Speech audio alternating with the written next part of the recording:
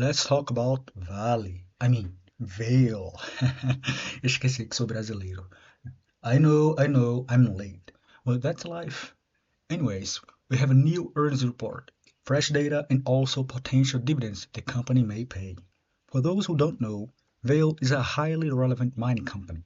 In iron ore, the company is the second largest iron ore producer in the world, holding around 20% market share. In iron ore pellets, it is the largest producer. In nickel, it is the sixth largest producer. In copper, it holds the 11th largest copper reserves globally.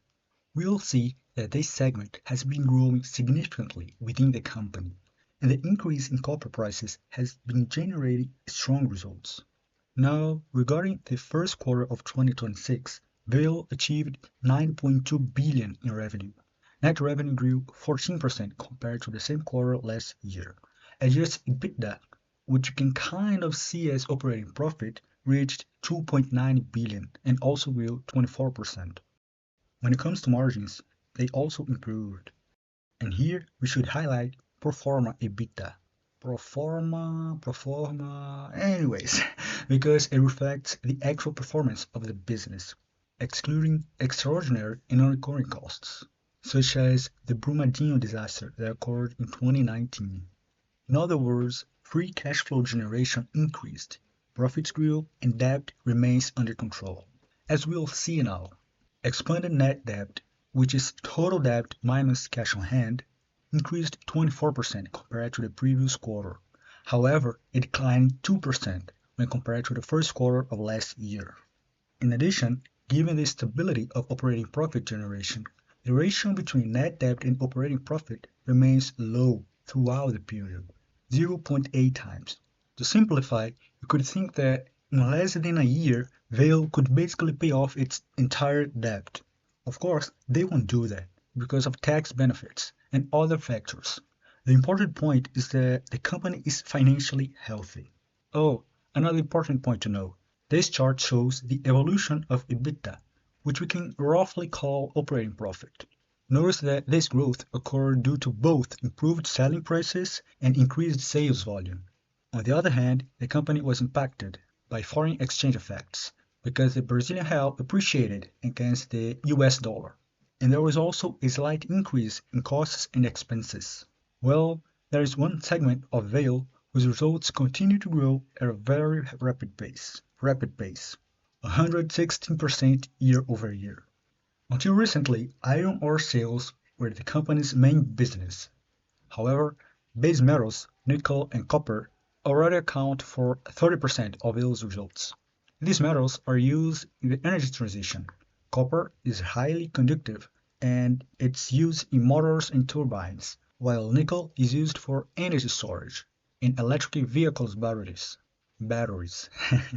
Vale Base Metals could be valued at a substantial price if Vale decides to launch an IPO for this segment, something around 30 to 40 billion, which would represent roughly 35 to 60% of Vale's current market capitalization.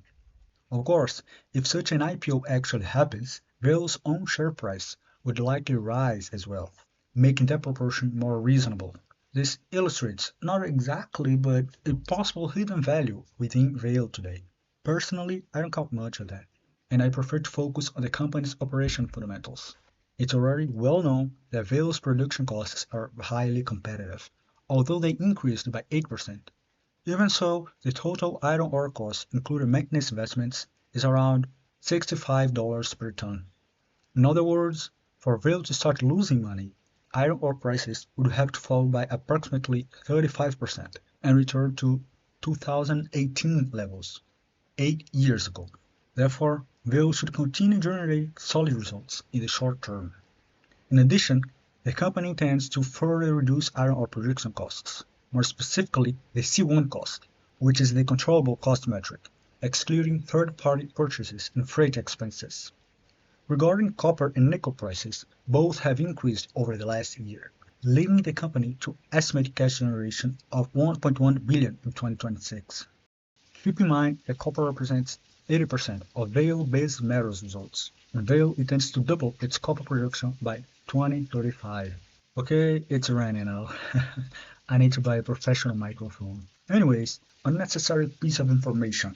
Copper symbol on the periodic table is not exactly a pleasant word in Portuguese. Anyways, Vale has delivered a strong market value growth over the last 12 months, while its largest segment, iron ore, has maintained relatively stable selling prices. In other words, from this perspective, the company stock could appear expensive due to this mismatch between product prices and the company's market value. And finally, expectations point to increasing earnings throughout 2026. Vale's current dividend policy establishes a minimum payout of 30% of free cash flow, but historically the company tends to distribute around 50%. Therefore, we can expect a dividend yield between 4 and 7% in 2026. Thank you for watching. If there is another company you'd like me to cover, let me know in the comments below. Well, the channel is just getting started, so there's a good chance I'll see your comment and feature your idea in an upcoming video. So let me know what you're thinking. See you next time. Brazilian investor, literally from Brazil, with facts, not samba.